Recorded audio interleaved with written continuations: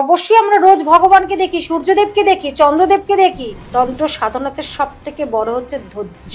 বান মারা যায়, মানুষের ক্ষতি করা যায়, এগুলো কতটা সত্যি? বান মারাও যায়, ক্ষতিও করা যায়, আবার বান কাটানো যায়। কোন সাধনাটা সবচেয়ে শক্ত ছিল আপনার জন্য?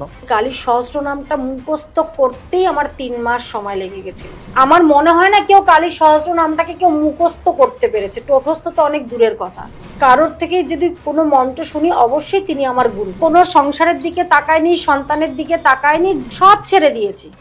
আমি গুরু গৃহেই বসেছিলাম।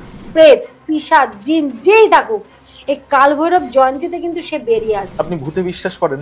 ভূত তো নিজের চোখে দেখিনি, কিন্তু মানে অনুভব করেছি অনেকবার। কেউ যেন এখান থেকে ঢুকে সোজা বাথরুমের দিকে চলে গেল।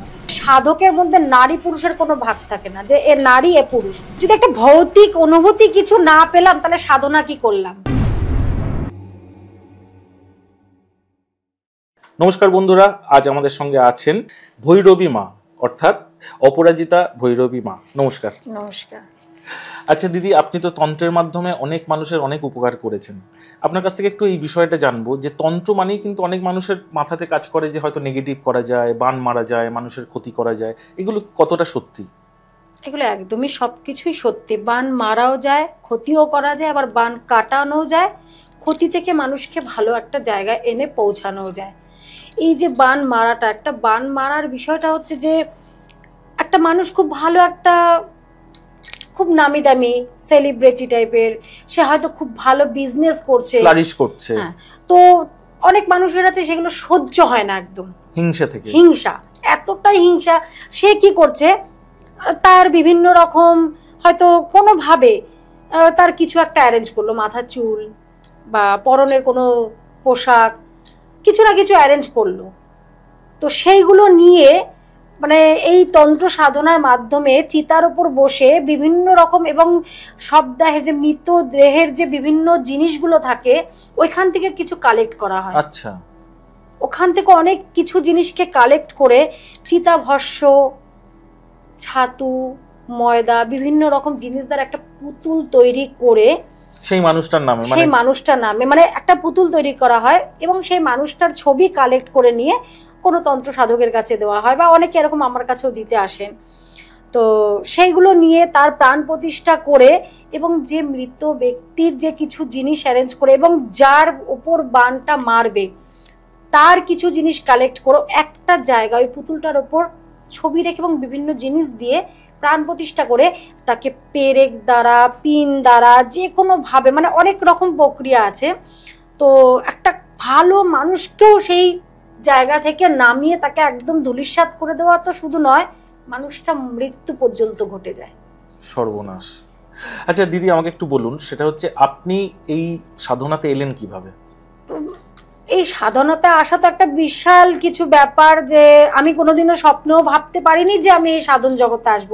অবশ্যই ভগবান হয়তো চেয়েছিল, বা পূর্বজন্মের কিছু তো আছে, যার জন্য আজকে একটা সাধারণ গৃহবধূ থেকে আমি আজকে প্রত্যেকের কাছে খুব ভালোবাসার, খুব প্রিয় কাছের মানুষ, অপরাজিতা মাতা হয়ে আজকে সবার কাছে পরিচিত।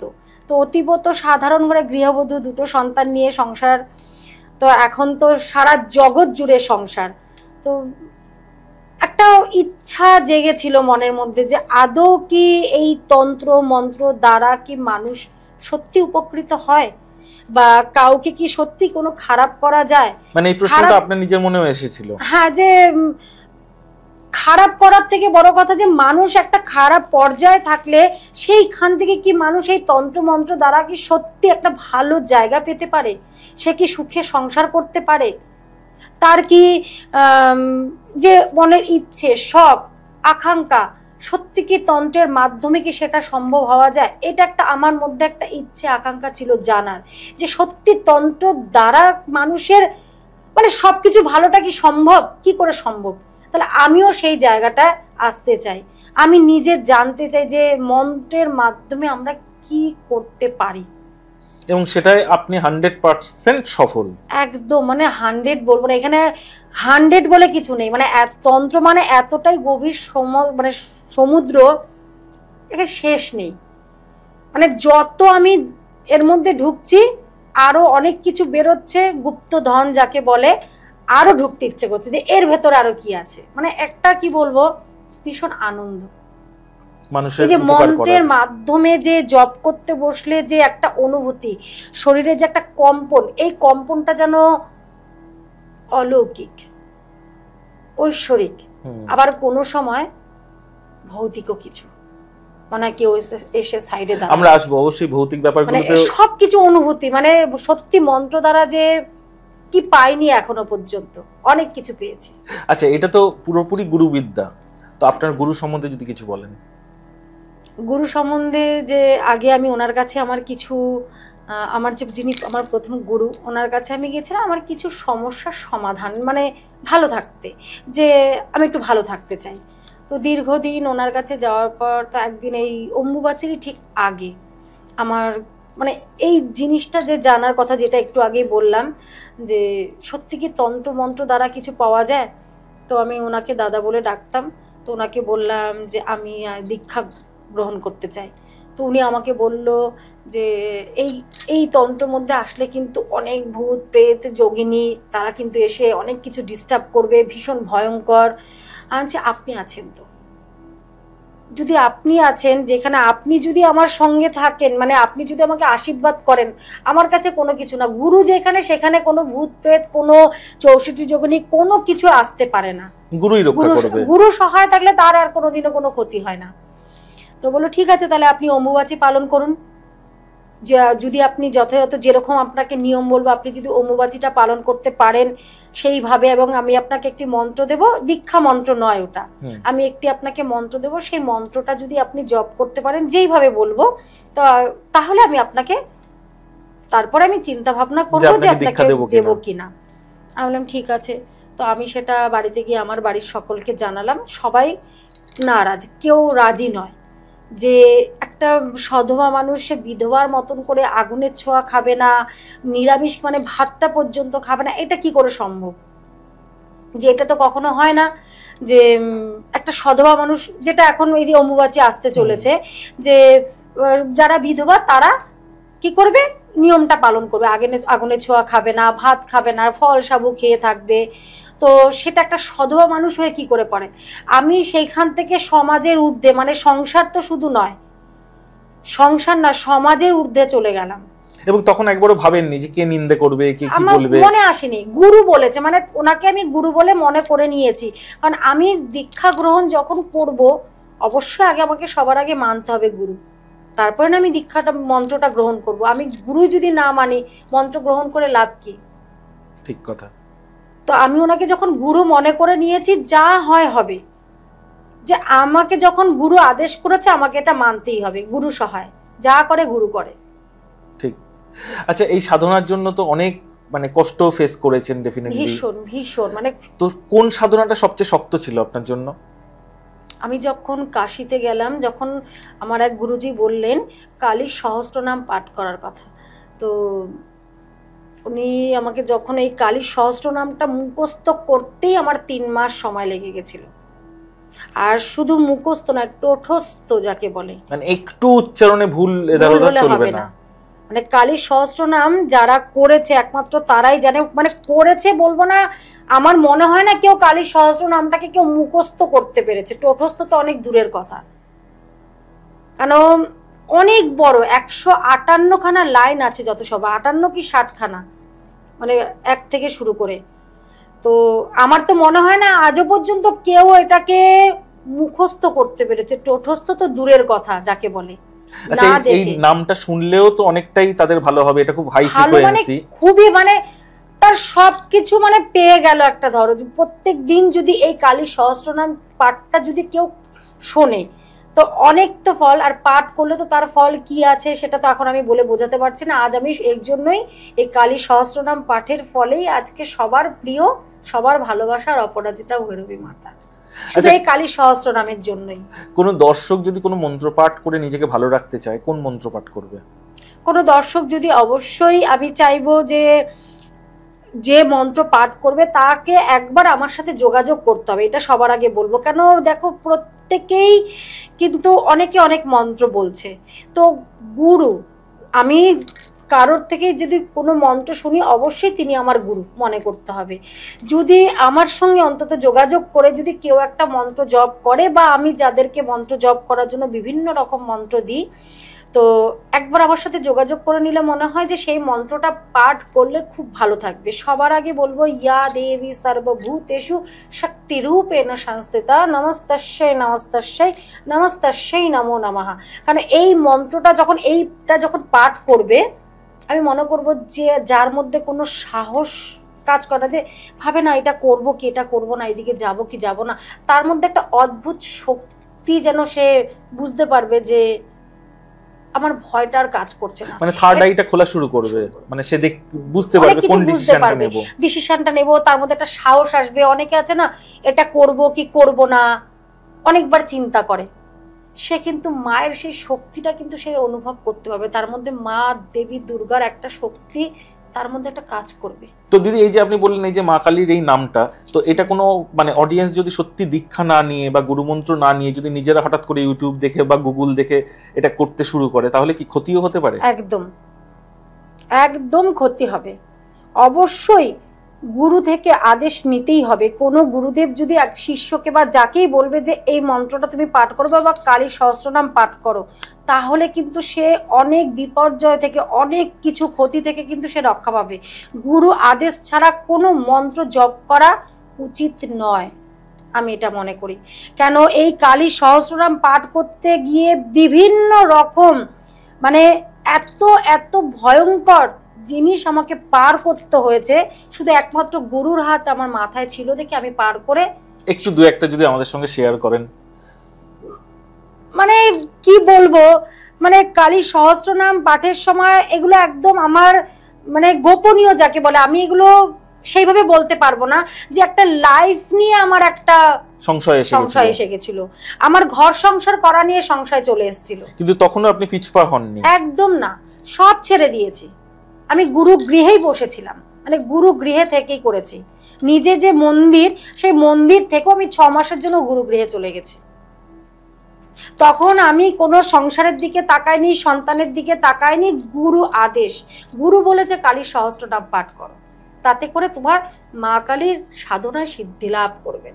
এই সাধনার সময় খাওয়া দাওয়া কি করতেন? আমি নর্মালি যেরকম খাওয়া, যেহেতু গুরু গৃহে ছিলাম, গুরু সেবা করে আমি যা আমার কপালে জুটত গুরুর আশীর্বাদে আমি সেটাই খেয়েছি। গুরু যেরকম খেয়েছে গ্রহণ করেছে, আমিও ঠিক সেরকমই গ্রহণ করেছি, সবই গুরুর আশীর্বাদে। বর্তমানে তো অনেক শিষ্য আপনার আছে, আপনার কাছ থেকে অনেকে দীক্ষা নেন, তো আমাদের কোনো অডিয়েন্সও যদি আপনার কাছ থেকে দীক্ষা নিতে চান তাহলে যোগাযোগ করতে পারবে? অবশ্যই যোগাযোগ করতে পারবে, কারণ আমি সব সময় তাদেরকে আগে একটা ধৈর্য, কারণ দীক্ষা নেওয়া মানে হচ্ছে একটা ধৈর্যের দরকার। কারণ ওই আজকে আসলো কালকে আমি তাকে মন্ত্র দিয়ে দিলাম সেটা নয়, তাকে অপেক্ষা করতে হবে অবশ্যই। কারোর মধ্যে যদি ধৈর্য না থাকে, সে কোনোদিনও এই তন্ত্র সাধন পথে এগোতেই পারবে না। তন্ত্র সাধনাতে সব থেকে বড় হচ্ছে ধৈর্য। যার ধৈর্য আছে সেই একমাত্র তন্ত্র সাধনা সেই উচ্চ শিখরে পৌঁছাতে পারবে। ধৈর্য না থাকলে কোনো মন্ত্র কারো, কোনো গুরুর সান্নিধ্যে সে আধ ঘন্টাও বসতে পারবে না। দিদি, আপনার কাছ থেকে আমি একটা দুটো ইনসিডেন্ট শুনবো, যে অনেক মানুষ তো অনেক সমস্যা নিয়ে আসে আপনার কাছে, তো এই রকম কোনো মিরাকেল আপনি ঘটিয়েছেন তন্ত্রের মাধ্যমে? মিরাকেল ঘটানোর তো আমি কেউ না, মিরাকেল তো ঘটায় মা তারা, গুরু বামদেব। তো সর্বপ্রথম একটি মানে আমার কাছে অনেক বড় এই ব্যাপারটা, একটি ছোট্ট বাচ্চা মেয়ে, বলবো 9 থেকে 10 বছর হয়নি, প্রায় 9 বছর প্লাস। তো ওর ওপর একটা বান চালান করে দিয়েছিল, মারণ বান। তো বাচ্চাটা 8-9 মাস স্কুলে যায়নি।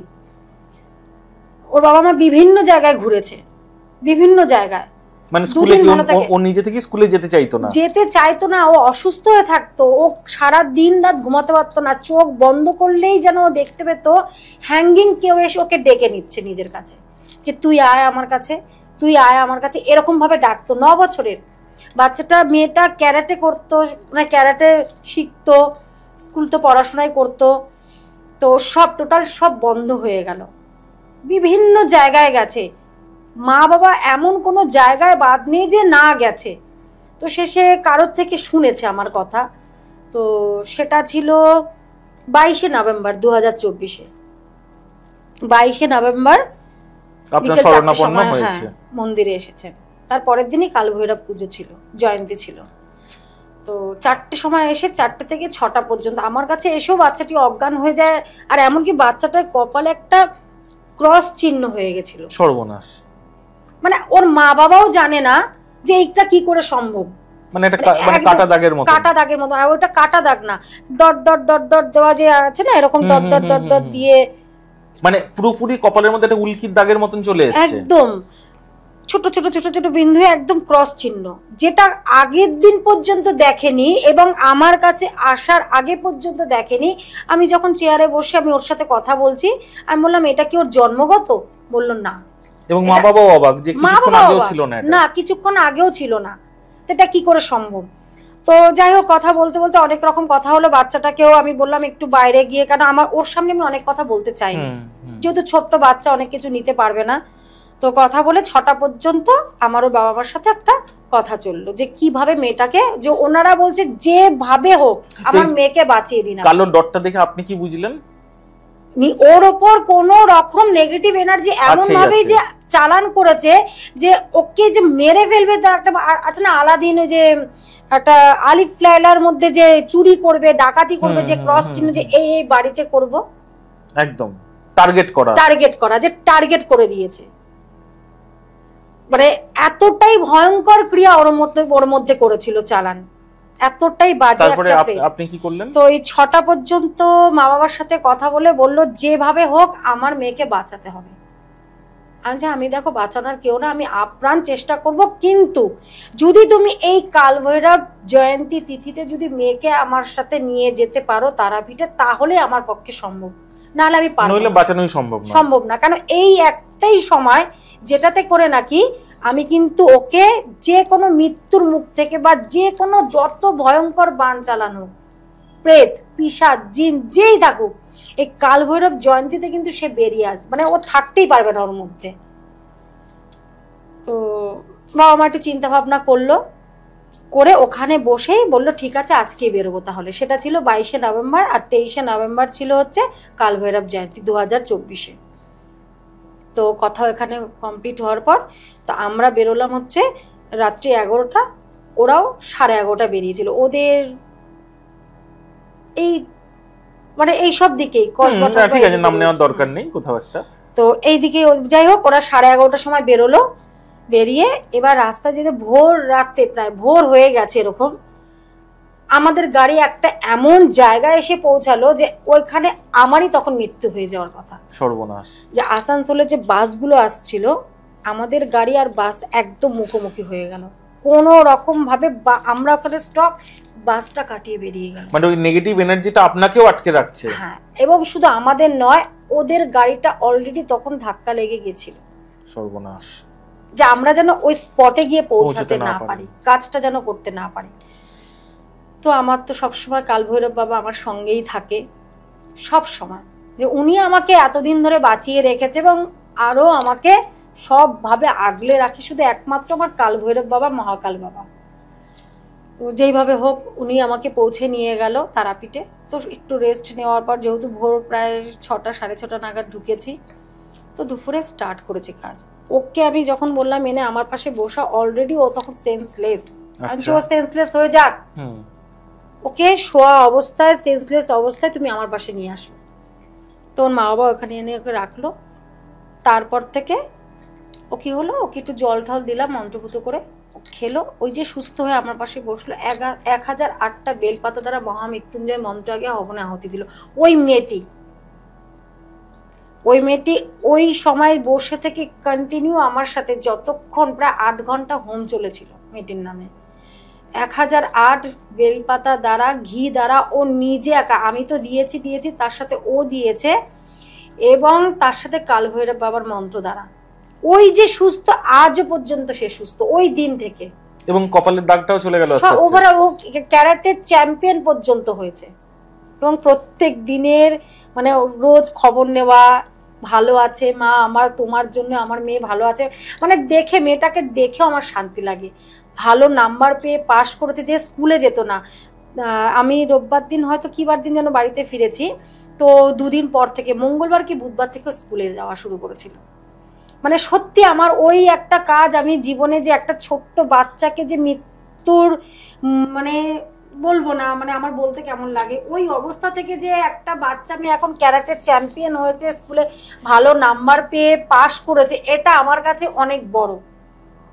মানে সত্যি এটা মিরাকেল কালভৈরব বাবা, মহাকাল বাবা, দেবাদিদেব মহাদেব করেছে, আমি কেউ না, আমি শুধু ওনার মাধ্যম। উনি আমাকে বাচ্চাটাকে এই চ্যাম্পিয়ন হতে সাহায্য করে দিয়েছে ক্যারাটে। অসাধারণ।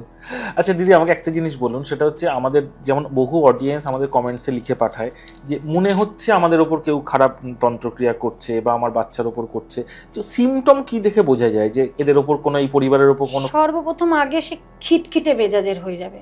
আচ্ছা, মানে যার ওপর তন্ত্রক্রিয়া কথা ভালো লাগবে না। ধরো কোনো বাড়িতে একটা সন্তানের ওপরে করে দিল, যে সন্তান খুব ভালো পড়াশোনায় বা খুব ভালো খেলাধুলা করে, মানে যে কোনো দিক থেকে সন্তান একটা খুব নাম যশ করেছে, এটা অনেকেরই ভালো লাগে না। তো সেই জায়গায় দাঁড়িয়ে একটা সন্তানের ওপর করে দিল, সে যেন আর ভালো পড়াশোনা করতে না পারে, বা ডাক্তারি ইঞ্জিনিয়ারিং যেটাই পড়ছে ও যেন করতে না পারে, ও যেন ম্যাড হয়ে যায়, এটা হয়তো কোনো তার উপর কিছু চালান করে দিল। তা সিমটমটা আসবে কি করে? ওই যে একটা ভালো স্টুডেন্ট, ও আস্তে আস্তে কি করবে, খিটখিটে মেজাজের হয়ে যাবে।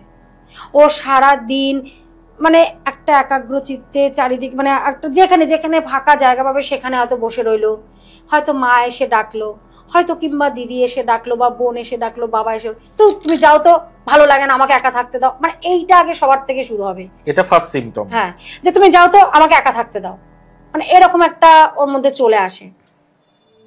কিরে খেয়ে যা, খাবে না, ঠিক সময় মতো স্নান করবে না।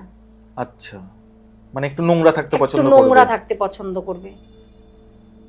হয়তো একটা ছেলের ওপর করেছে, চুল দাড়িটা হয়তো ঠিক মতন কাটবে না, মানে অ্যাকচুয়ালি সে একটু নোংরার দিকে চলে যাবে, তার মনোনীতি আস্তে আস্তে কুসঙ্গে চলে যাবে, ঠিক মতন খাওয়া দাওয়া করবে না, ঘুমাবে না, আর সব থেকে বড় কথা খিটখিটে, যে কাউকে সহ্য করবে না, বাড়ির কিছু বললেই হয়তো তাকে মারতে যাবে, আগে তো করতো না, হঠাৎ করে করছে। অবশ্যই এটা হচ্ছে এই যে একটা ভালো স্টুডেন্ট বা যার উপরেই করুক, যে যেটা কোনোদিনও খারাপ করেনি, সে হঠাৎ করে এরকম টাইম টু টাইম স্নান করতো, সে টাইম টু টাইম স্নান করছে না, সময় মতন খাচ্ছে না, সময় মতন ঘুমাচ্ছে না, সে সারাক্ষণ কোথাও গিয়ে একা বসে রয়েছে, নোংরাভাবে থাকছে, একটা অস্বাভাবিক আচরণ তার মধ্যে শুরু হয়ে যায়। বা এটা যত দিন যেতে থাকবে তত আরো কি করবে, বাড়ির মধ্যে গেথে বসে থাকবে সেই এনার্জি, কেন তার মধ্যেই রয়েছে এনার্জিটা, গেথে বসে রয়েছে। এবার ঘরে প্রত্যেকের সাথে শুরু হয়ে যাবে ঝগড়া ঝামেলা অশান্তি, যতই ঘর গুছিয়ে রাখুক না কেন একটা এলোঝেলো, মানে এলোমেলো হয়ে থাকবে, এটা এখানে ওটা ওখানে, একটা ঘর থেকে দুর্গন্ধ বেরোতে থাকে। সে হাজার দামি যত রকম মিষ্টি সুগন্ধি ধূপকাঠি হোক না কেন, কিছুতেই সেই ধূপকাঠির দুর্গন্ধ যাবে না, দুর্গন্ধ তো যাবে না, এবং ধূপকাঠির গন্ধ সে পাবে না। ওই কয়েক সেকেন্ড যতক্ষণ ধূপকাঠিটা চলছে, এরকম অনেক মানুষ আছে, এমনকি কর্পূর জ্বালালে পরে একটা খুব সুন্দর গন্ধ, যদি এটা যদি না কাটানো হয়, সে বাড়িতে যতই কর্পূর জ্বালাক না কেন, কর্পূরের গন্ধটাও যেন সে বাড়িতে পাবে না। আর এমনি একটু কর্পূর খুলে রাখো ঘরের মধ্যে, গন্ধ পাওয়া যায়, ঢাকনাটা খুললেই গন্ধ, আর তখন এত এত কর্পূর জ্বালালেও যেন কর্পূরে গন্ধ বেরোচ্ছে না, যেন কি যেন মানে পুড়ে যাচ্ছে, একটা দুর্গন্ধই আসছে, যতক্ষণ ওই এনার্জিকে তার ওপর থেকে আর তার বাড়ি থেকে বার না করা হবে। তার মানে এটা আপনার কথা থেকে বুঝলাম যে কেউ যদি তার বাড়িরও এনার্জি চেক করতে চায়, তো বাড়িতে যদি একটু সন্ধ্যেবেলা কর্পূর যদি সে জ্বালায়, তাহলে যদি কর্পূরের ভালো গন্ধ না পাওয়া যায়, তাহলে বুঝতে হবে সেই বাড়ির ওপর কিছু একটা নেগেটিভ ছায়া আছে। এটা তো একটা অনেক বড় পয়েন্ট, কারণ হলো কর্পূরের ঢাকনা খুললে একটা সুগন্ধ, আর সেটা জ্বালালে তো আরো সুগন্ধ হবে। আর শুধু কর্পূর নয়, কর্পূরের মধ্যে লবঙ্গ থাকে যে দানাওয়ালা, ওই লবঙ্গটা দিয়ে দিলে আরো ভালো, সেটা যদি প্রত্যেক দিন করতে পারে। বাহ, মানে প্রত্যেক দিন একটা পাত্রের মধ্যে কর্পূর এবং লবঙ্গ, কি কোনো ব্যাপার আছে? মানে 10টা 11টা 3টে 10টা 11টা না, সে যত, দেখো এনা একটা বাড়ির ব্যাপার আছে, যে কারোর একটা ঘর আছে, মোটামুটি পরিমাণ মতন, যে একটা জিনিস জ্বলতে হবে পুরো বাড়িটাকে। অনেকে আছে দোতলা তিনতলাও বাড়ি থাকে, তাদের ক্ষেত্রে বেশি লাগবে, তাকে তো প্রত্যেকটা ঘরেই একতলা দোতলা তিনতলা, তাদের ক্ষেত্রে তো কর্পূরটাও বেশি নিতে হবে এবং লবঙ্গটাও বেশি পরিমাণ নিতে হবে। ঠিক কথা। তো ওটার পরিমাপটা কোনো বলা যায় না, একটা ঘর আছে সে 5টা জ্বালিয়ে দিক না, তাতে কোনো অসুবিধা নেই, কিন্তু এবার তার ঘর কতগুলো আছে সেটা দেখতে হবে এবং কতলা সেটা দেখতে হবে, এবং সেগুলোর জন্যই আপনাদের কাছে মানুষ যোগাযোগ করবে গাইডেন্সের জন্য ঠিকঠাক ভাবে। আচ্ছা দিদি, আপনি ভূতে বিশ্বাস করেন? ভূত তো নিজের চোখে দেখিনি, কিন্তু মানে অনুভব করেছি অনেকবার। কি রকম একটু যদি সেই ধরনের কিছু গল্প বলেন আমাদের। এই বেশ কিছুদিন আগে আমি একটা প্রোগ্রাম করতে যাব, আমি বেরোচ্ছি, এই জাস্ট 15 দিন হলো, দিনের বেলায়, এটা নট রাত্রে বেলা, দিনের বেলায় মনে হলো আমি রেডি হচ্ছি, কেউ যেন এখান থেকে ঢুকে সোজা বাথরুমের দিকে চলে গেল, একদম স্পষ্ট কেউ নেই, বাট কোনো একটা ছায়া সোজা ঢুকে বাথরুমের দিকে চলে গেল, একদম ডাইরেক্ট। সাথে সাথে আমার একটি জল মন্ত্রপুত করা থাকে, আমি সেটাকে সাথে সাথে ছিটিয়ে দিলাম, আর সেটা সেই দিনটা ছিল মঙ্গলবার। তো আমি স্বচক্ষে বলবো না যে স্বচক্ষে দেখেছি, স্বচক্ষে ভূত দেখলে হয়তো আমি নিজেই ঠিক থাকতে পারবো কিন্তু না, তন্ত্র সাধনার ক্ষেত্রে কারণ হলো দেখো স্বচক্ষে ভূত এইভাবে ঠিক থাকতে পারবো না, কথাটা বলা ভুল, যে স্বচক্ষে ভূত এইভাবে দেখা যায় না, একটা অশরীরী আত্মা, এটা এনার্জি, এনার্জি। আমরা বলবো মা তারা কি কখনো দেখেছি?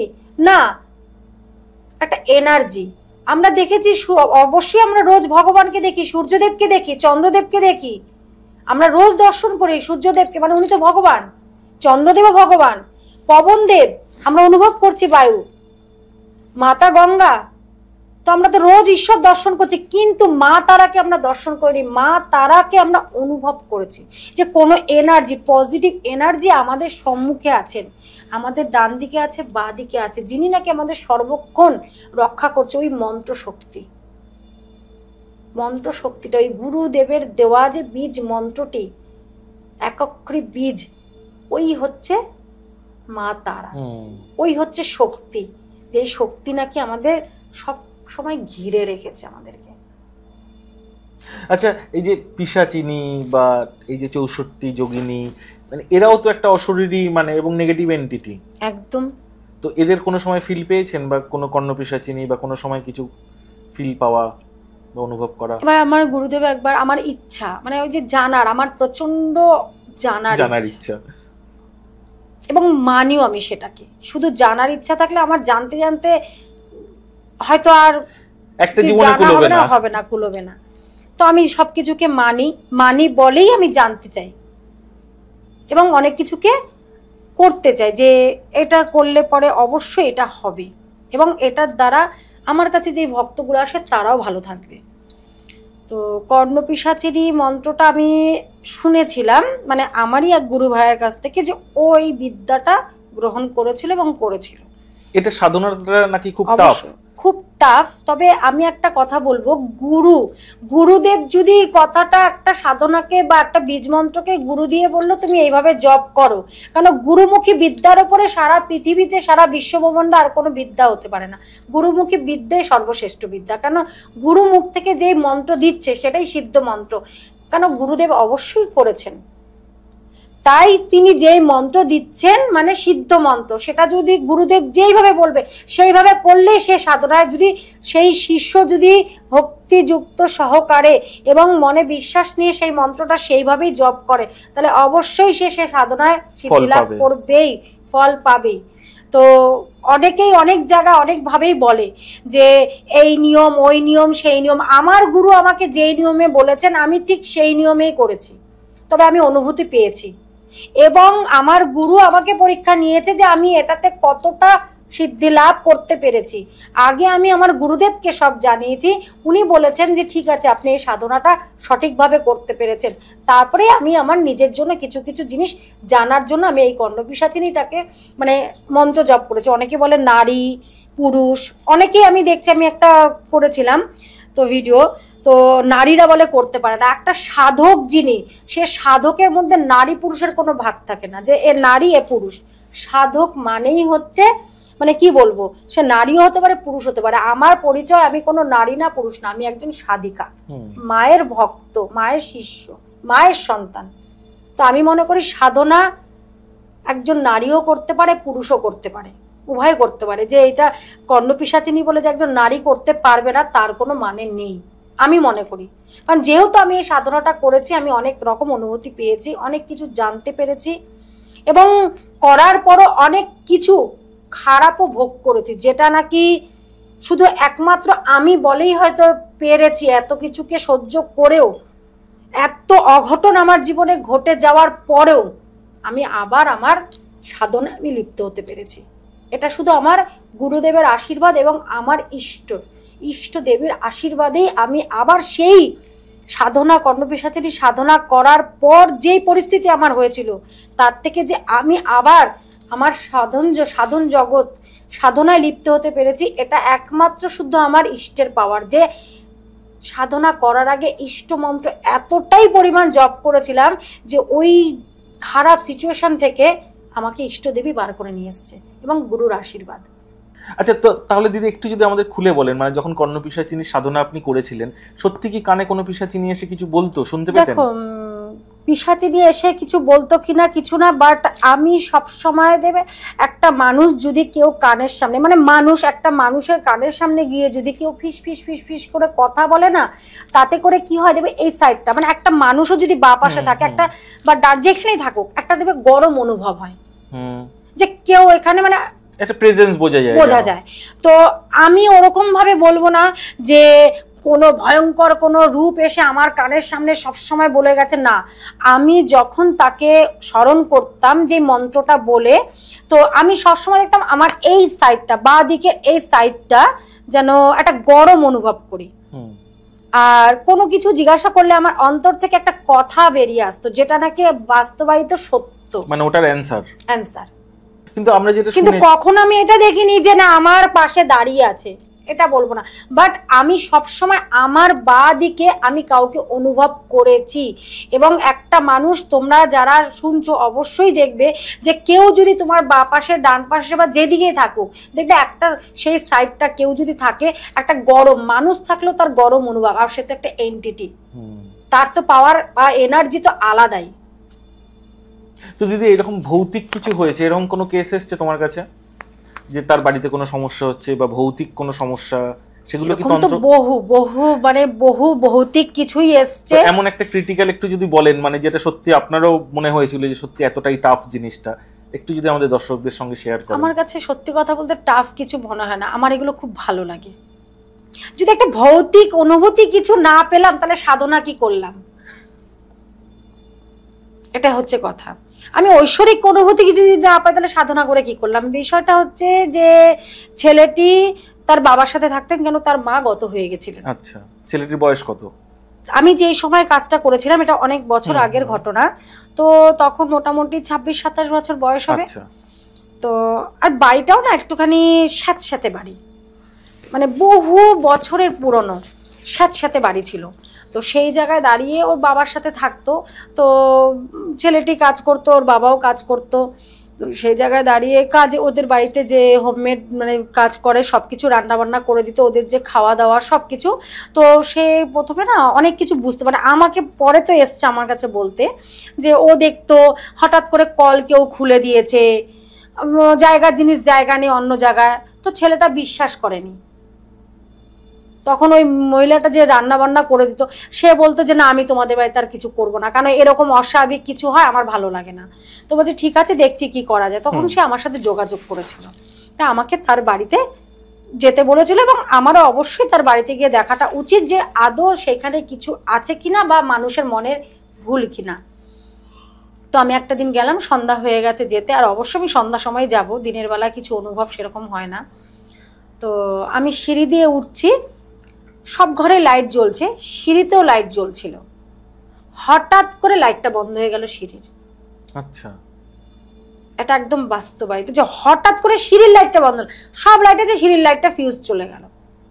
তো ঠিক আছে, চলো মোবাইলের টর্চ দিয়ে ওপরে উঠলাম।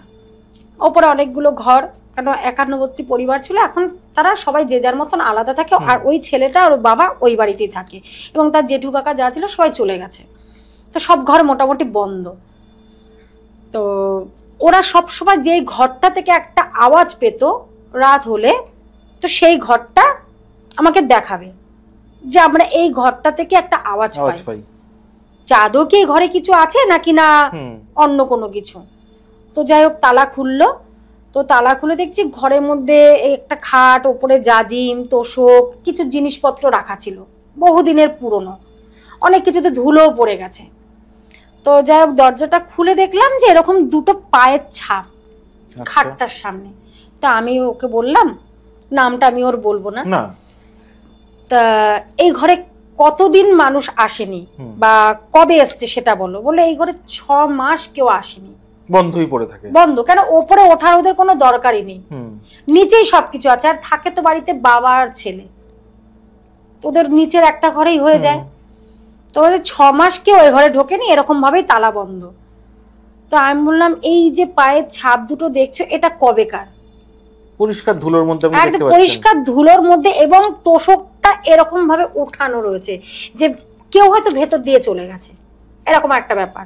তোষকটা থাকবে তো জাজিমের মধ্যে যে তোষকটা এরকম বিছানো থাকবে সমান ভাবে, সেটা না, একটু উঁচু হয়ে রয়েছে, মাঝখানটা ঢেউ খেলে আছে। হ্যাঁ, যেখানটা দিয়ে পায়ের ছাপটা ঠিক সেখান দিয়ে একটা ঢেউ খেলে এই সাইড থেকে ওই সাইডে কেউ চলে গেছে। কারণ যে এই ছাপটা তুমি দেখো, আমি কিছু দেখবো না, তুমি আগে দেখো যে এই যে পায়ের ছাপটা, এটা নিশ্চয়ই আজকের নয়, এই সরি এটা আজকের, কারণ যদি 6 মাস আগে কেউ এই ঘরে ঢুকতো সেটা তো ধুলো পড়ে যেত ছাপের মধ্যে। যে শব্দ, ও নিজে তখন ওই ঘর থেকে চট করে বেরিয়ে গেছে, ও নিজে ভয় পেয়ে গেছে, যেটা কি করে সম্ভব যে যে এই ঘরটাতে 6 মাস ঢোকেনি, তো এই ঘরটাতে এরকম পায়ের ছাপ আসবে কি করে? তো আর কিছু না বলে বলছে ঠিক আছে আমরা নিচে গিয়ে কথা বলি। তো নিচে গিয়ে কথাটা বলার পর তখন বললো যত তাড়াতাড়ি হোক আপনি এটাকে রিমুভ করুন। তাই আমি বললাম অবশ্যই, তবে ওই ঘরটাতেই আমি কাজ করব, লোকজন ডেকে ঘরটা পরিষ্কার করো, যা আছে সব জিনিস বাইরে বের করে দাও। তো সেই ঘরটাতে বসেই যখন আমি হবনযজ্ঞ করলাম, এখন তারা সত্যি খুব ভালো আছে। আর যে ভয় ভীতি বা বাড়ির মধ্যে যে স্যাঁতস্যাঁতে ভাবটা, সেগুলো সব এখন ঠিকঠাক আছে, এখন বেশ ভালোই আছে। ফেসবুকে মাঝে মধ্যে দেখি, খুব ভালো লাগে, যোগাযোগও করে, খুব ভালো আছে ছেলেটি। যাক শান্তি, মানে এগুলো এরকম একটা অনুভূতি, এই একটা মানে স্মরণীয় যাকে বলে। তো এইভাবেই অনেক অনেক রকম মানে অনেক ভৌতিক উপদ্রবের এরকম খবর আসে। আচ্ছা, আমাদের কাছে একজন দর্শক মানে ফোনও করেছিলেন এবং তিনি কমেন্টসও করেছিলেন। তিনি একটা তার সমস্যার কথা বলেছে, আমি একটু আপনার সঙ্গে শেয়ার করছি। তার ভাই নাকি মারা গেছে কয়েক বছর আগে, এবং তার একজন বোন আছে, সে নাকি খুব পাগলাটে আচরণ করছে এবং গায়ে নাকি জামা কাপড় রাখতে চায় না। এটাও কি কোনো তন্ত্রের প্রভাব মনে হয়? দেখো, সর্বপ্রথম বলবো আগে তাকে ডাক্তার দেখাতে। কেন, যেহেতু ভাই মারা গেছে, এবার বোন হয়তো বোন সেইটাকে শক মানে নিতে পারেনি, সে এটা কি ভাই মরে যাওয়ার আগে ছিল এরকম ব্যাপার, পরে হয়েছে। তাহলে অবশ্যই আমি মনে করবো আগে ডক্টরের সাথে কনসালটেন্সি করতে, ডক্টর কি বলছে তার মানসিক রোগ কিনা, আর সেটা দেখার পর যদি ডক্টরের দিক থেকে যদি হয়তো ভালো না হলে তাকে আমার কাছে আসতে হবে, অবশ্যই তাকে আমার সঙ্গে যোগাযোগ। কারণ এইভাবে অনেক সময় কি হয়, কালা জাদু যেটাকে বললাম, ব্ল্যাক ম্যাজিক, যে তার কিছু জিনিস নিয়ে তার উপর চালান করে দেওয়া, পাগল করে দেওয়া, উচ্চাটন যাকে বলে। আবার কি হয়, এই যে ভাই যদি অপঘাতে মরে যায়, তাহলে তার এনার্জিটাও সেখানে, সে হয়তো বোনকে ধরে নিয়েছে, সেটাও দেখাতে হবে। তো সব রকম ভাবে আগে সর্বপ্রথম তাকে ডক্টরের চিকিৎসাটা আমি মনে করব করিয়ে নিয়ে, যদি আমি দেখি সেই জায়গাটা থেকে ভালো আছে, অবশ্যই এনার্জি তার মধ্যে রয়েছে। যদি সে জন্মগত না হয়ে থাকে, জন্মগত হলে তো তার কোনো ঠিক আছে আছে, জন্মগত না হলে যদি হঠাৎ করে ভাই মরে যাওয়ার পর হয়, তাহলে নিশ্চয়ই ভাইয়ের সে যদি অপঘাত হয়, ভাইয়ের মানে এনার্জিটা তার মধ্যে হয়তো কোনো রকম নেগেটিভ কাজ করছে, তাই সে এরকম করছে, আর না হলে কেউ তার উপর কোনো চালান করেছে। বুঝতে পেরেছি। আচ্ছা, আমাকে একটা জিনিস বলো দিদি, সেটা হচ্ছে আমরা যেমন শুনে থাকি যে জিন পাঠিয়ে অনেক কিছু কাজ করা হয়, তো এটাকে তুমি বিশ্বাস করো?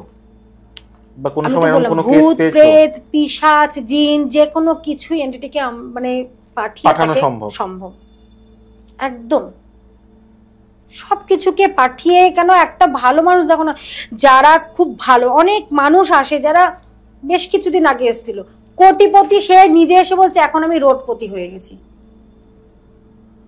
তার অনেক বড় মানে মেশিন ছিল, যেগুলোতে অনেক রকম কাজ, আমি বলছি না একদম ওইভাবে, তো নিজে বলছে যে আমি কোটিপতি থেকে রোডপতি, 2খানা গাড়ি ছিল, একটা এখন কিছু নেই, সোনা দানা কিছু নেই। তাহলে এটা কিসের দরুন? শুধু গ্রহ নক্ষত্রের সমস্যার জন্য? একদমই নয়।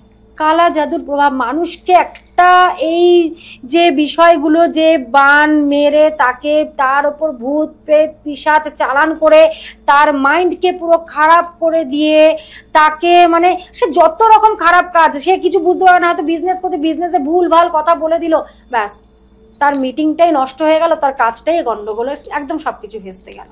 অবশ্যই চালান এন্টিটিগুলোকে চালান করে মানুষকে মানসিকভাবে আগে বিভ্রস্ত করে দেয়, বিভ্রস্ত করে দেওয়ার পর সে আর বিজনেস কি, সংসার কি, সন্তান কি, ভালোবাসা কি কিছুই বোঝে না, শুধু সে পাগল, তার কারোর কথা ভালো লাগে না। এইভাবেই তো একটা মানুষ এন্টিটি চালান করে দিয়েই তো তাকে সর্বশান্ত করে দেওয়া, এমনকি শুধু সর্বশান্ত না, মৃত্যু পর্যন্ত। কেন তার খালি মনে হয় আমি সুইসাইড করি, আমি সুইসাইড করি, আমার ভালো লাগছে না, আমি কি করে বেরোবো, তাকে একদম ওই জায়গায় নিয়ে ঢুকিয়ে দেওয়া। আচ্ছা দিদি, আমাকে একটা জিনিস বলুন, সেটা হচ্ছে আবার অনেক ক্ষেত্রে দেখা যায় যে অনেকবার সুইসাইড অ্যাটেম্প করেও মরছে না, তার মানে কি তার সত্যি সেই সময় নিয়তিতে মৃত্যুটা নেই?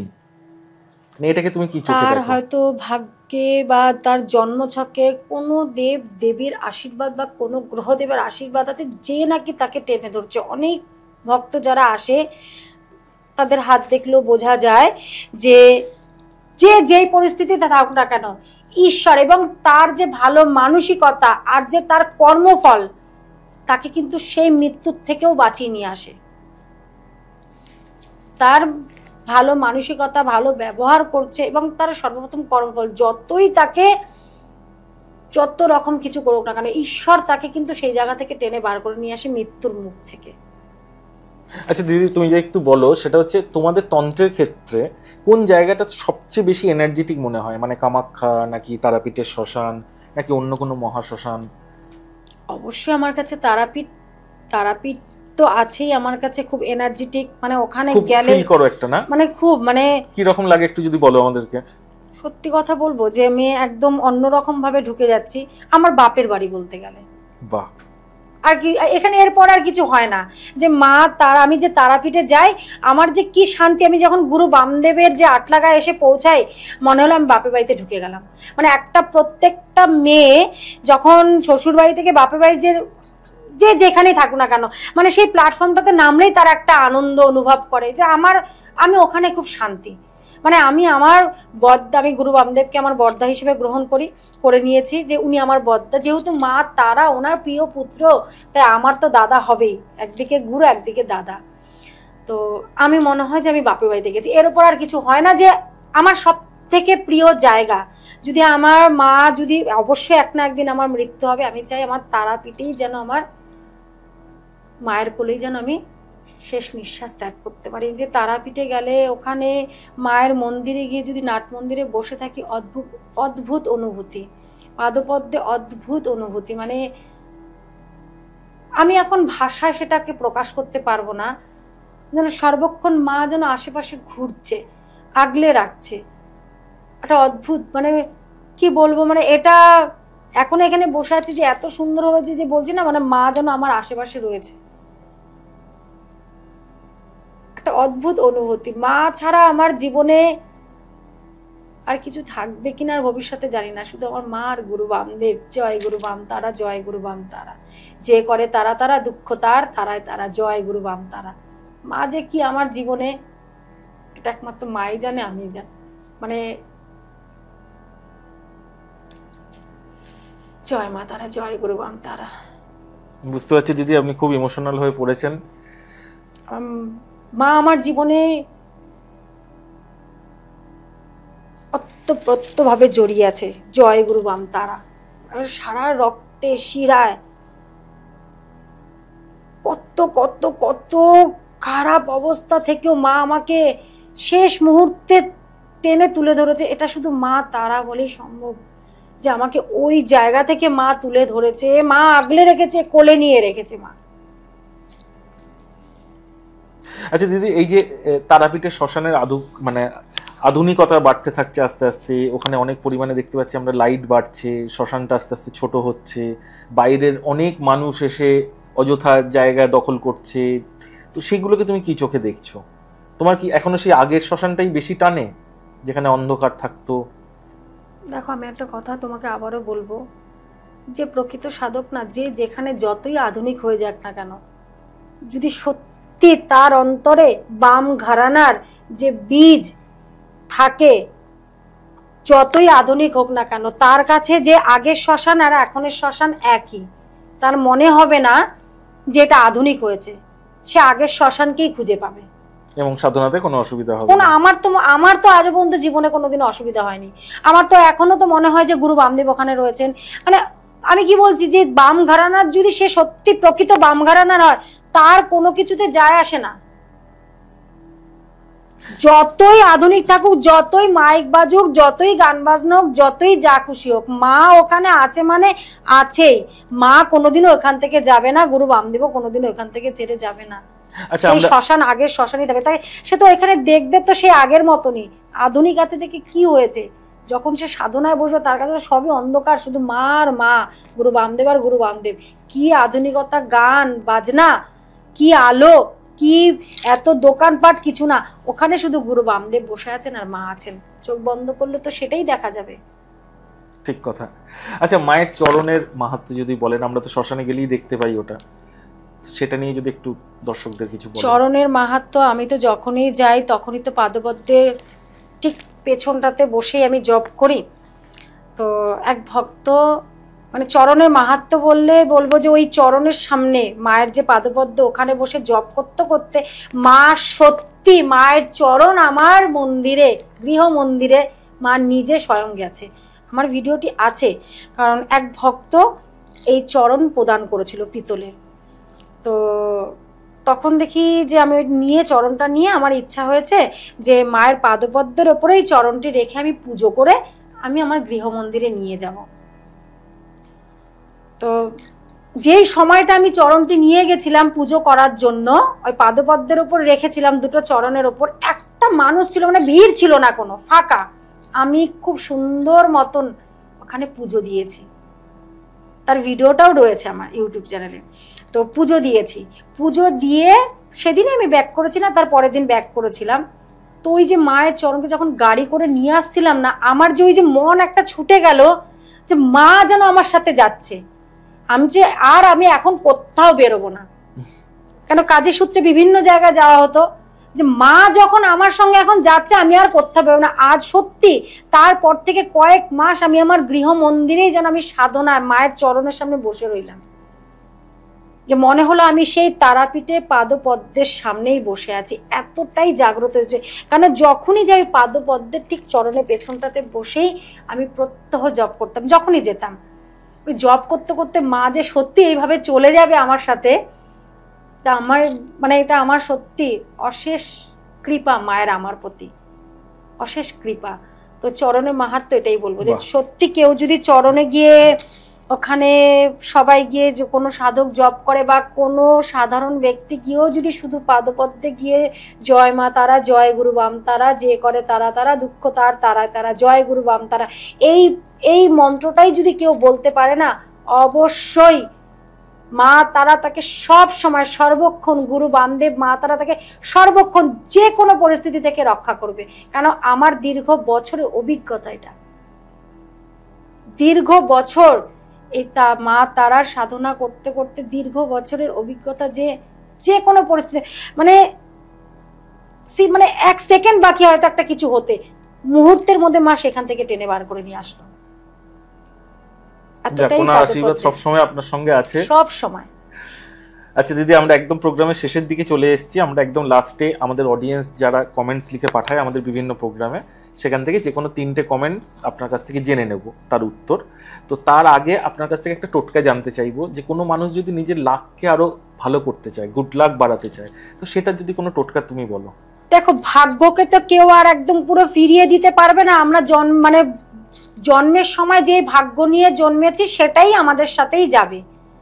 তো বাট আমরা এই যে ভাগ্যে যে আমাদের বিভিন্ন বাধা আসে, সেই বাধাগুলো থেকে আমরা বেরোতে পারবো, বাধাগুলো কাটিয়ে উঠতে পারবো যদি এই মন্ত্রটা যদি জপ করতে পারো। অবশ্যই ভাগ্যে তোমার উন্নতি দেবে, পরিশ্রম করতে হবে। মন্ত্রটি হলো ওম হ্রিং হ্রিং বলে বলে মহাবলে অসিদ্ধ সাধিনী স্বাহা।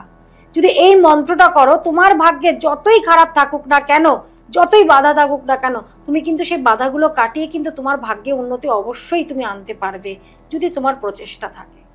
এইটা মোটামুটি কতদিনের মধ্যে ফল পাবে? টানা 43 দিন তো করতেই হবে তাকে। আচ্ছা, টানা 43 দিন মেনটেন করতে হবে, একই টাইমে একই নির্দিষ্ট সময়। এটা করার কোনো সময় আছে? হ্যাঁ, এবার দেখো, প্রত্যেকটা মানুষই, সাধারণ মানুষ মানেই হচ্ছে সে কাজে কর্মে ব্যস্ত, অবশ্যই তাকে কাজকর্ম করতে হবে। এইবার সবকিছু করার পর যখন একটা নির্দিষ্ট সময়, যেই সময়টা সে হয়তো ফোনে দিচ্ছে বা কিছু গেম খেলছে বা কিছু করছে, আমি মনে করি যদি ভাগ্যে উন্নতি করতে চাও তাহলে অবশ্য ওই সময় গেমটা না খেলে বা ফোনটা না ঘেটে তুমি মন্ত্রটিকে জপ করো। একটি নির্দিষ্ট আসনে বসে, একটা শুদ্ধ বস্ত্র পরে এবং ভালো একটা পরিষ্কার ঘরে বসে সুগন্ধি ধূপ জ্বালিয়ে, এবং চিন্তাটা সবসময় পজিটিভ করতে হবে। প্রত্যেককে আমি একই কথা বলি, চিন্তা ভাবনা যেটাই করছো ভালো চিন্তা করো, খারাপ চিন্তা যত করবে সেই খারাপটাই হতে থাকবে। তো সুতরাং চিন্তা ভাবনাটা ভালো করো, আর শুদ্ধভাবে সুগন্ধি ধূপ জ্বালিয়ে তুমি মন্ত্রটিকে জপ করো। অবশ্যই যেটা তোমার না হচ্ছে না সেই কাজটাও হবে। বিশ্বাসটা রাখতে হবে, বিশ্বাস যদি তোমার মধ্যে না থাকে, তুমি একবার কেন, 1 কোটি কেন, কোটি কোটি মন্ত্র জপ করলেও তুমি তার ফল পাবে না। অসাধারণ, অসাধারণ বললে দিদি। আচ্ছা, এবার আমরা চলে যাচ্ছি আমাদের কোশ্চেন অ্যান্সার সেগমেন্টে। আচ্ছা, এটা আমাদের একজন বন্ধু, তার আইডি হচ্ছে সোমনাথ002। সে লিখে পাঠিয়েছে যে আমার মা গত হয়েছেন, 5 বছর হতে চলল, কিন্তু সমস্যা হচ্ছে আমি এখনো অবিবাহিত, আমার বাবা নেই, আমি বর্তমানে একাই থাকি, যে বাড়িতে আমার মা বাবা থাকতেন। আমি আজ পর্যন্ত মাকে কিন্তু একদিনের জন্য যেন মিস করিনি, তিনি যেন সবসময় আমার সঙ্গে থাকছেন। আমি নিজে এখান থেকে এখন বেরোতে চাইছি, কি করব? মানে বোধহয় সবসময় ফিল করছে আর কি, মা গত হয়ে যাওয়ার পরে সবসময় মাকে ফিল করছে। সেই ছেলেটা বেরোবে কি করে? আগে দেখো, আমরা মানুষ কেন আজকে হচ্ছে ঈশ্বরকে যখন আমরা মনে করছি সব সময় যে উনি আমাদের সাথে আছেন, মানে তাই কিন্তু আমরা বেঁচে আছি, আমরা যে কোনো কিছুকে উপেক্ষা করে কিন্তু এগিয়ে যেতে পারছি। তো ওনাকে সর্বপ্রথম বলবো যে এই যে মা তোমার সাথে আছে, এই জিনিসটা ভুলে যাও। কেন উনি নেই, আজকে যিনি নেই অশরীরী আত্মা, তাকে যদি আমরা সবসময় নিজের কাছে ডাকতে থাকি, অবশ্যই সে সবসময় তোমার কাছে, কেন তুমি তার সন্তান, তুমি আগে ভুলে যাও। কেন সে আর এই জগতে নেই, তাকে আমি স্মরণ করব না। তুমি আগে এই জায়গাটা থেকে বেরোতে হলে যে মা নেই, চলে গেছেন। আচ্ছা, এটার জন্য আমার মনে হয় সোমনাথ বাবুকে আপনি যদি স্পিরিচুয়ালি কিছু বলেন, যে কোনো পুজো আর্চা বা কিছু প্রত্যেকদিন, অবশ্যই তাকে মেডিটেশন করতে হবে। এক্স্যাক্টলি, সেটা যদি একটু মেডিটেশনের মাধ্যমে কিন্তু এই জিনিসটা, এই যে তার সাথে এখনো যে যিনি গত হয়ে গেছেন তিনি এখনো রয়েছে, অবশ্যই তাকে মেডিটেশন করতে হবে, ডিপ মেডিটেশন। কারণ মন্ত্রটা আমি এখন এইভাবে তাকে দেব কিনা আমি সেটা, কারণ সে কতটা নিতে পারবে কি না পারবে, কিভাবে করবে সেটা তখন বলতে পারছি না। কারণ আমি বলে দিচ্ছি, সে যদি সেইভাবে না করে তাহলে তো সেই জায়গাটা থেকে বেরোতে পারবে না। ঠিক কথা না, আমার ধারণা উনি ডেফিনেটলি আমাদের এপিসোড দেখবেন এবং ডেফিনেটলি উনিও করার চেষ্টা করবেন। অবশ্যই যোগাযোগের মাধ্যমে একটা বলতে হবে, কারণ আমি তাকে তো এইভাবে যে মন্ত্র, সে হয়তো এইভাবে করতেই পারছে না, হয়তো সেই জায়গা থেকে বেরোতেই পারলো না। তো আমি তো যেটা বলছি, আগে ডিপ মেডিটেশন, তাকে আগে কোনো মন্ত্র চ্যান্টিং না করে আগে তাকে কি করতে হবে, যে শ্বাস প্রশ্বাসটাকে ফলো করতে হবে। সে আগে শ্বাস প্রশ্বাস নিচ্ছে, সেটাকে আগে ফলো করে করে তার ভেতর থেকে নেগেটিভ এনার্জিকে, প্রাণায়াম যেটাকে বলে, প্রাণায়ামের মাধ্যমে নিজের নেগেটিভ এনার্জিটাকে ভেতর থেকে বার করতে হবে। এই যে যতদিন তিনি হালকা না হবে তার মন থেকে এই ভাবগুলো, কেন যেটা কোনো মন্ত্র জপ করতে বসলে অবশ্যই আমাদের আগে যত নেগেটিভ চিন্তা থাকে, বা 10 বছর 15 বছর আগে অনেক কিছু ঘটনা ঘটেছে, ছোটবেলায় অনেক কিছু ঘটে, সেইগুলো মনে চলে আসে। মানে কি হচ্ছে, আমাদের ভেতর থেকে খালি হচ্ছে। যতক্ষণ আমাদের ভেতর থেকে খালি না হবে ততক্ষণ ভালো কিছু ঢুকবে না। যেরকম একটি বোতলে যদি নোংরা জল থাকে, তার মধ্যে যদি আমরা ফ্রেশ জল ভরি, তাহলে কিন্তু এই ফ্রেশ জলটাও কিন্তু নোংরাই দেখা যাবে, কালো নীল যেটাই হোক। তো মেডিটেশনও সেরকম, যে আমরা চুপ করে এক জায়গায় বসে যখন ধ্যান করব, তো অবশ্যই আমাদের মধ্যে যত রকম নেগেটিভ চিন্তা ভাবনা, 10 বছর 15 বছর আগে কি হয়েছে, বা তার মায়ের সাথে ওই ছেলেটার উদ্দেশ্যে বলছি, যে মায়ের সাথে যে ফিল করছে, মা এটা করেছিল, মা ওটা করেছিল, মা খেতে দিয়েছিল, তার যত মনে পড়তে থাকবে তত সেগুলো মানে এই শ্বাস প্রশ্বাসের সাথে সেগুলো বেরোতে থাকবে। আর যখনই এই মেডিটেশনের মাধ্যমে বেরোতে থাকবে, অটোমেটিক সেই এনার্জিটাও চলে যাবে, তারপর আর ফিল করতে পারবে না। অসাধারণ, অসাধারণ ভালোভাবে আপনি বুঝিয়ে দিলেন। আমরা তাহলে পরের কোশ্চেনে যাই।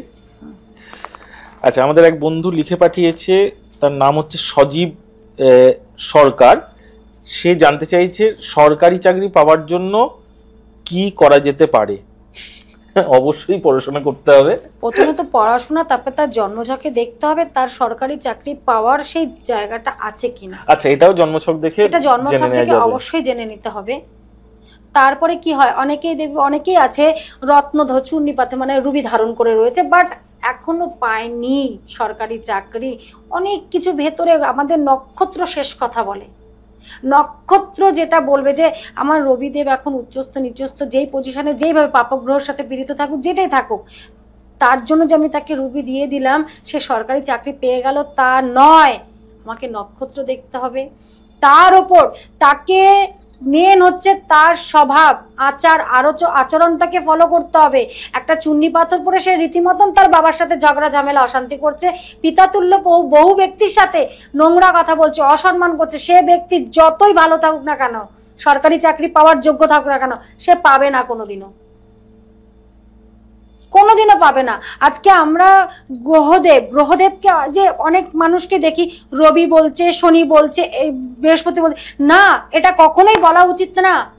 রবি দেব, গ্রহ মহারাজ শনিদেব, আমরা ওনাকে সম্মান দিতে পারছি না, আমাদেরকে কয়জনে সম্মান দেবে তাহলে? দেবগুরু বৃহস্পতি দেব, বৃহস্পতি কি আমার কি কেউ হয় কাকা জ্যাঠা বা ভাই যে আমি বলবো বৃহস্পতি? এত বড় ক্ষমতা আমার হয়ে গেছে? আমাদের দেবগুরু বৃহস্পতি দেব, গ্রহদেব, গ্রহ মহারাজ শনিদেব, রবি গ্রহদেব, সম্মান দিয়ে কথা বলবো।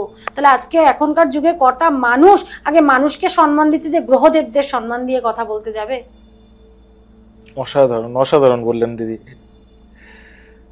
আজকে সবাই বলছে রবি শনি, আরে ভাই এদের আরো খারাপ অবস্থা পজিশনে পৌঁছে যাচ্ছে।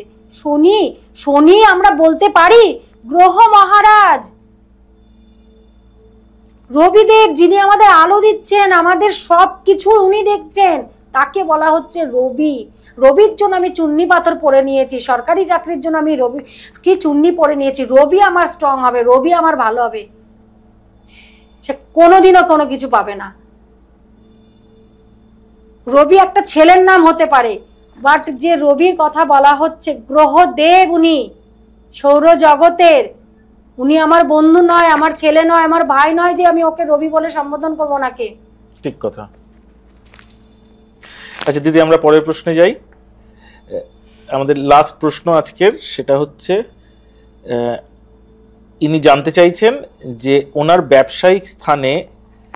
ব্যবসায়িক স্থানকে নজর থেকে বাঁচাবেন কিভাবে, মানে বোধহয় নজর দোষ জানতে চাইছে। নজর দোষ জানতে চাইছে। এবার ব্যাপারটা হচ্ছে, আমি কদিন আগে আমার চ্যানেলে আমি দিয়েছিলাম যে এই যে ব্যবসা স্থানে অনেক মানুষের ব্যবসা ভালো চলছে, সেখানে মানুষের কুনজর পড়ে যায়। অবশ্যই একটি কালো কাপড়ের ঠিক দোকানের যে থাকে না ওই শাটারটা থাকে, সেখান থেকে একটা 1 কেজি ওজনের ফিটকিরি আগে ঝুলিয়ে রাখুক, সে আগে দেখুক কতটা কি তার পজিশন যাচ্ছে।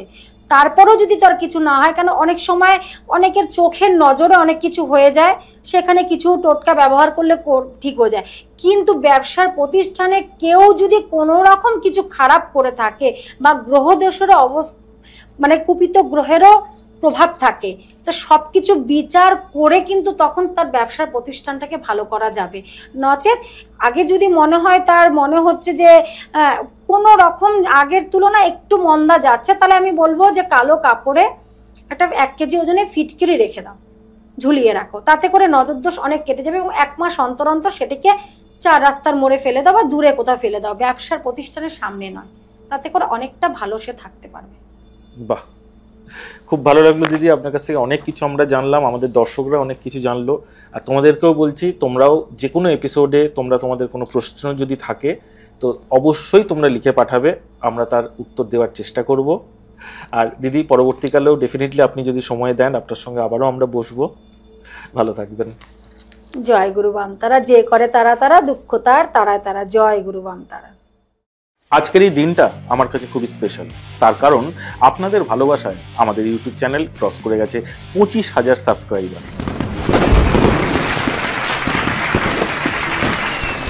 আর তাই এই আনন্দ শুধু আমার মধ্যে আটকে না রেখে তোমাদের সাথেও ভাগ করব বলে তোমাদের জন্য নিয়ে এসেছি একটা ছোট্ট উপহার।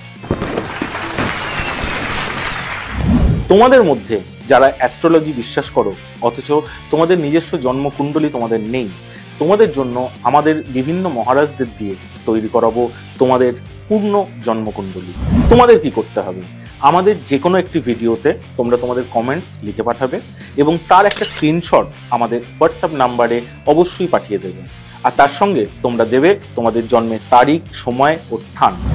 তোমাদের এই জন্মকুণ্ডলী আমাদের যে মহারাজরা বানিয়ে দেবেন, তোমরা বললে তা তোমরা ইংরেজি অথবা বাংলা ভাষাতে পেতে পারো।